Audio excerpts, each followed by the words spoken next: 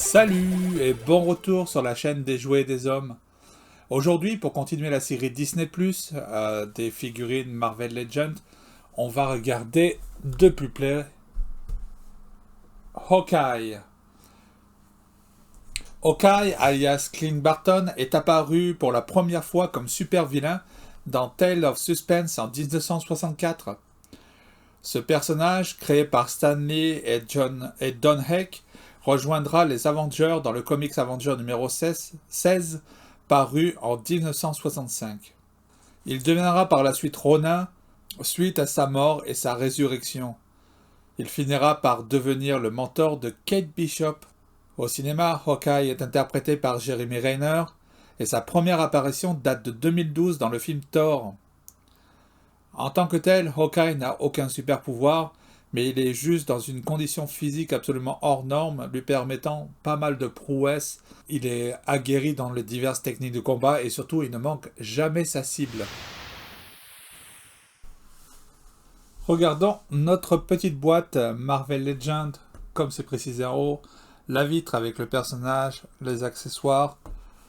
Là, c'est le nom de la série télé d'où est tiré le personnage, donc Hawkeye, sur Disney+. Le nom du personnage, Marvel Hawkeye, des fois qu'on ne sache pas qu'il vient de Marvel. Le logo Hasbro. Une illustration sur le côté de Jeremy Renner. La même illustration où il a l'air vraiment impassible. Marvel Legends, la petite bio en plusieurs langues. Infinity Ultron avec la liste des figurines faisant partie de cette série. Les mentions légales, on les connaît. Mentions légales, Marvel, Hasbro, attention, ne mange pas les petites pièces. Le code barre, d'autres mentions légales. Et le logo utilisé pour Hawkeye. Personnellement, j'aurais vu plutôt un petit arc, mais bon, c'est ok. Ouvrons tout ça.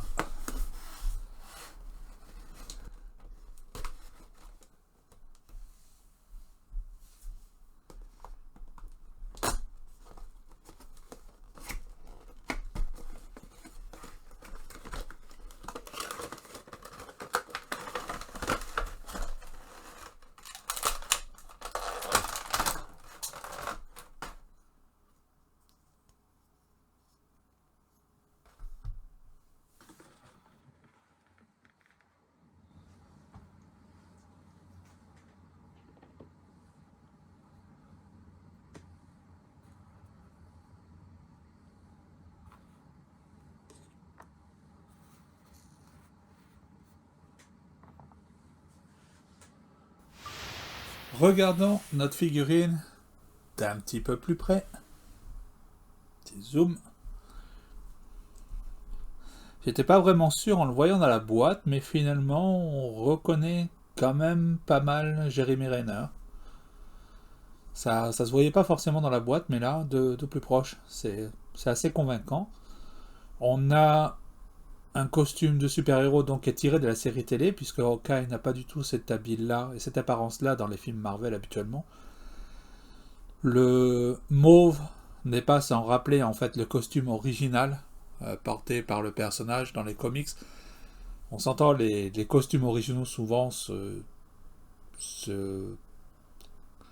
pas forcément les mieux adaptés pour être transcrits à la télé. On retrouve pas mal d'éléments de sculpture sur le torse.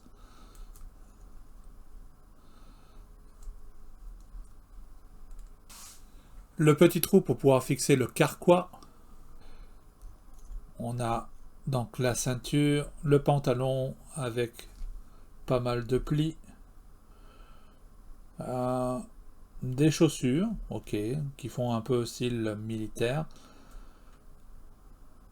Je suis pas sûr que ce soit vraiment les bottes qui portaient, c'est probablement de la réutilisation, comme ici en fait, ce sont les coutures des poches d'un pantalon de jean.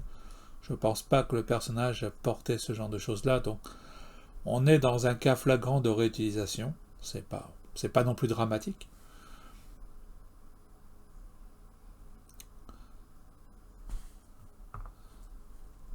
Au niveau des articulations, on va pouvoir à peine lever la tête.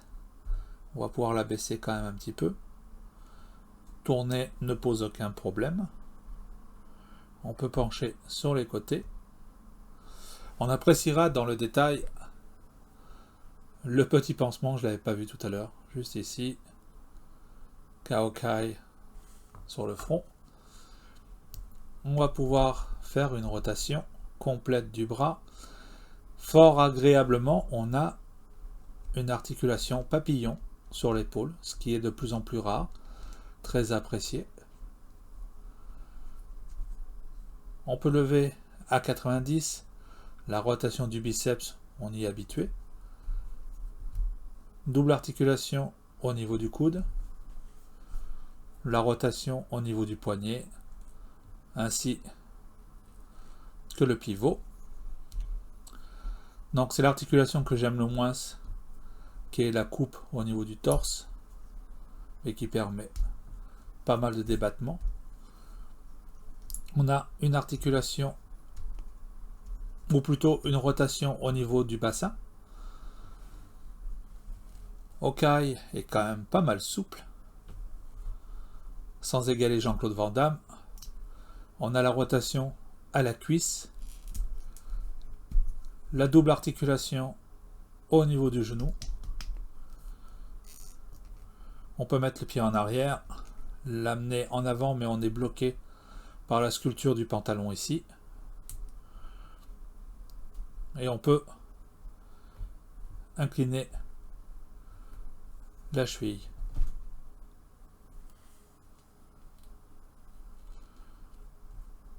Le changement de main, comme d'habitude, se fait sans problème.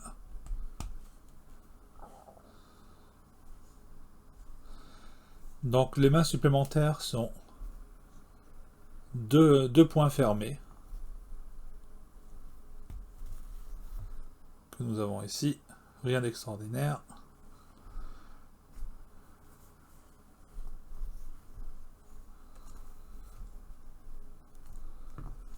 L'arc tiendra dans la main droite. À vrai dire, je ne me souviens pas si le personnage est droitier ou gaucher. Donc ça serait intéressant de regarder un peu les séries ou les films.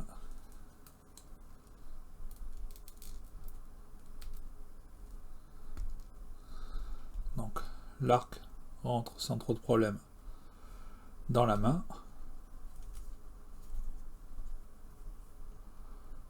On a donc le petit bitonio pour pouvoir enfoncer les flèches.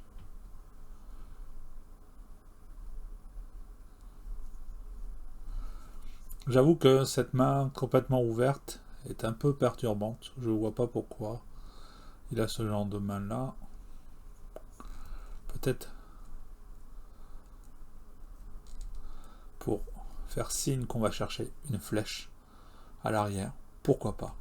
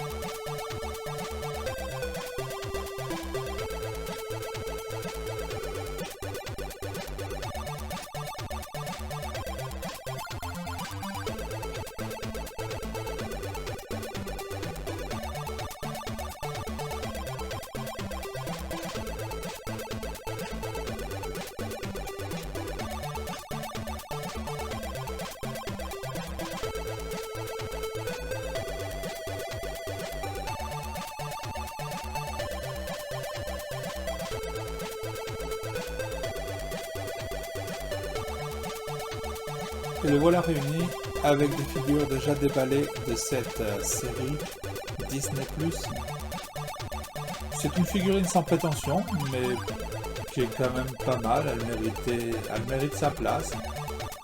On regrettera encore une fois trop peu d'accessoires, notamment, je veux dire, on fait une figurine rocaille, ça aurait été bien d'avoir au moins une flèche pour pouvoir le mettre en position et simuler qu'il est en train de tirer. Ça aurait été bien d'avoir une main qui permet aussi de tirer. Pour l'arc, on aurait apprécié un élastique plutôt qu'un morceau de plastique qui fait qu'on ne pourra jamais simuler le tir d'une flèche. Donc tout ça, c'est un peu dommage, mais bon, que voulez-vous, c'est comme ça. Si vous avez aimé la vidéo, n'hésitez pas à lâcher un petit pouce en l'air, abonnez-vous à la chaîne, partagez, surtout dans les communautés de collectionneurs francophones, et on se revoit très bientôt pour la suite de cette série de figurines sur la chaîne des jouets des hommes. Bye bye.